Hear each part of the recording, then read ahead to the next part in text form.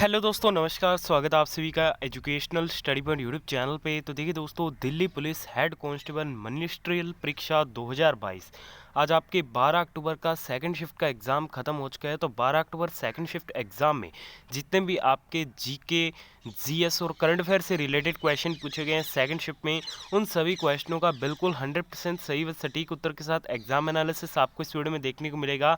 तो आज जिन भी दोस्तों का 12 अक्टूबर सेकंड शिफ्ट में एग्जाम था, सभी साथी वीडियो में ध्यान से एंड तक बने रहिएगा। चलिए वीडियो को शुरू करते हैं।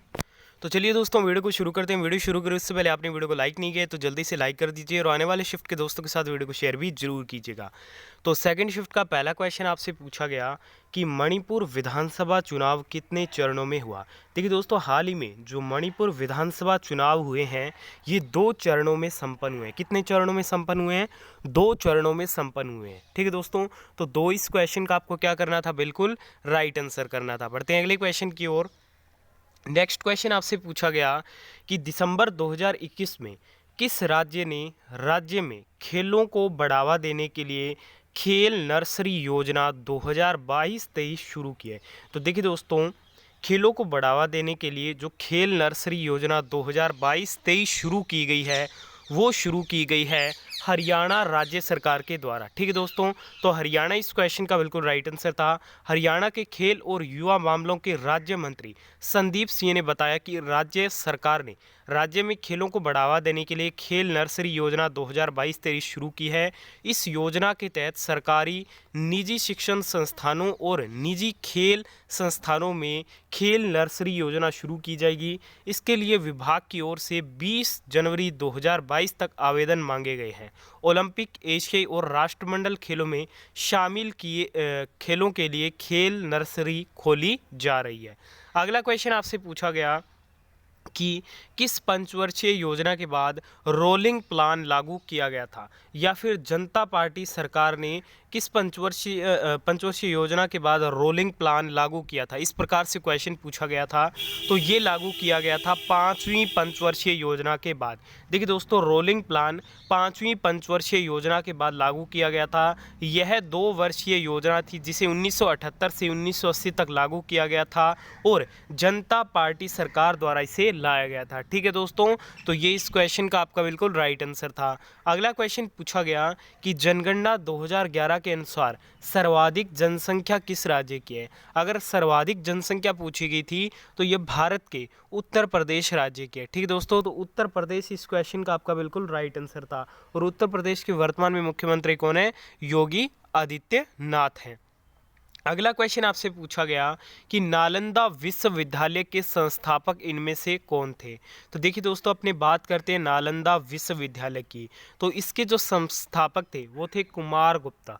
कुमार जो गुप्त थे वो आपके नालंदा विहार विश्वविद्यालय के क्या थे? संस्थापक थे। नालंदा विश्वविद्यालय का निर्माण गुप्त शासक कुमार गुप्त ने करवाया था। नालंदा विश्वविद्यालय बिहार में स्थित है। यह सीखने का एक बौद्ध केंद्र था। इसे अख्तियारुद्दीन बिन तो देखिए दोस्तों, इसे अख्तियारुद्दीन बिन बख्तियार खिलजी ने बर्बाद कर दिया था। ठीक है दोस्तों, बढ़ते अगले क्वेश्चन की ओर। अगला क्वेश्चन पूछा गया कि निम्नलिखित में से भारत के किस केंद्र शासित प्रदेश में प्रति वर्ग किलोमीटर जनसंख्या का घनत्व सबसे अधिक है। तो ये सबसे अधिक किस केंद्र शासित प्रदेश में है, ये क्वेश्चन आपसे पूछा गया था। तो ये है आपके दिल्ली में। ठीक है दोस्तों, तो दिल्ली इस क्वेश्चन का आपका बिल्कुल राइट आंसर था। 2011 की जनगणना के अनुसार बिहार भारत में सबसे घनी आबादी वाला राज्य है, जबकि दिल्ली सबसे घनी आबादी वाला केंद्र शासित प्रदेश है। दिल्ली में सबसे अधिक जनसंख्या घनत्व 11,297 प्रति वर्ग किलोमीटर है। राज्यों में जनसंख्या घनत्व के मामले में बिहार के बाद पश्चिम बंगाल है और केंद्र शासित प्रदेश में दिल्ली के बाद चंडीगढ़ और पुडुचेरी का स्थान आता है। अगला क्वेश्चन पूछा गया, राजस्व प्राप्तियों और राजस्व व्यय के बीच का अंतर निम्नलिखित में से कौन सा है। तो देखिए दोस्तों, इसे राजस्व घाटा के नाम से जाना जाता है। ठीक है दोस्तों, तो राजस्व घाटा इस क्वेश्चन का आपका बिल्कुल राइट आंसर रहेगा।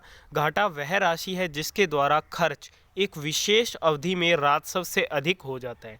कुल राजस्व व्यय और कुल राजस्व प्राप्तियों के बीच का अंतर राजस्व घाटा कहलाता है। ठीक है, अगला क्वेश्चन पूछा गया, मनुष्य में हाथी पांव किसके कारण उत्पन्न होता है? ठीक है, तो आपको ऑप्शन में प्रोटोजोआ दिया गया था। ठीक है दोस्तों, तो प्रोटोजोआ इस क्वेश्चन का आपका बिल्कुल राइट आंसर रहेगा।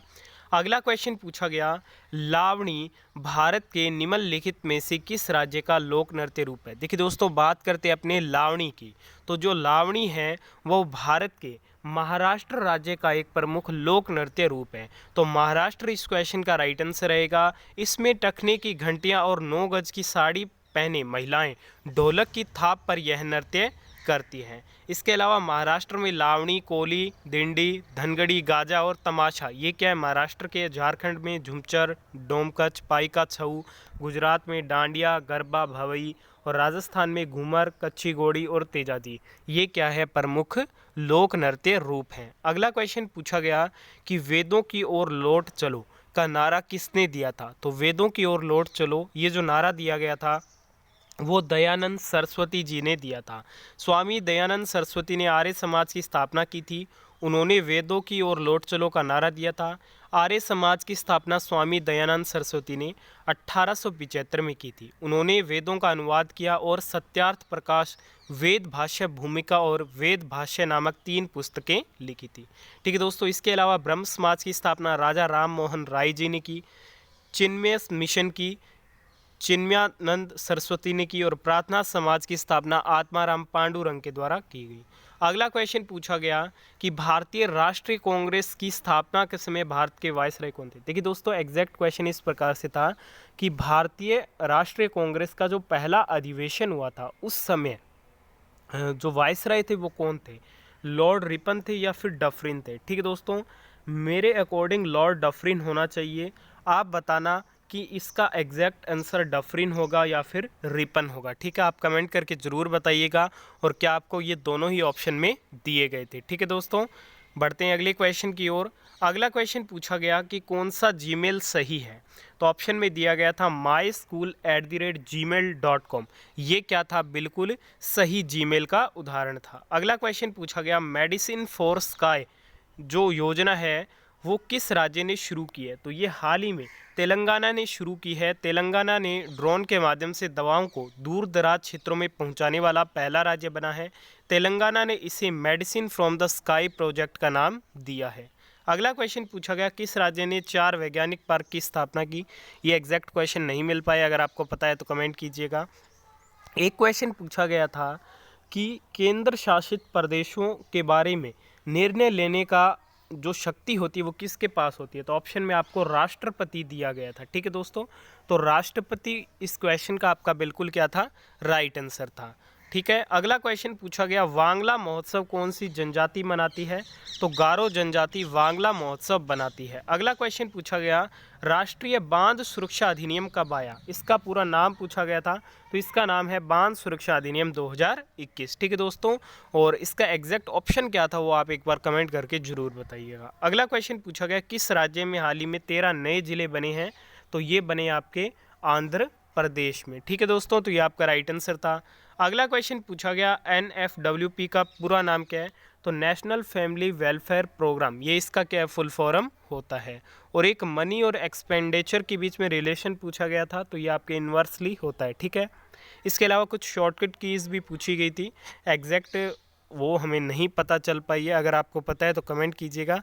सेकंड शिफ्ट में पूछे गए सभी क्वेश्चनों का एग्जाम एनालिसिस यहाँ पे कर दिया गया है। वीडियो को यहाँ तक देखा, धन्यवाद। पसंद आई है तो लाइक और शेयर जरूर कीजिएगा।